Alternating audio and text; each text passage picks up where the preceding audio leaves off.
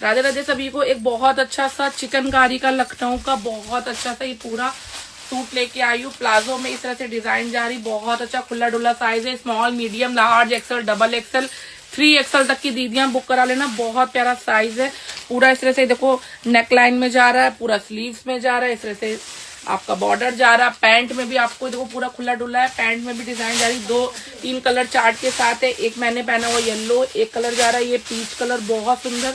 और ये देखिए इसका बहुत प्यारा पीच कलर। और इसकी देखिए प्लाजो में इतना बढ़िया सा ये देखो डिजाइन जा रहा है। पीच कलर अवेलेबल है। एक जा रहा है इसमें पर्पल, भाई lavender shade, oh my god, ये देखो क्या प्यारा कलर है भाई।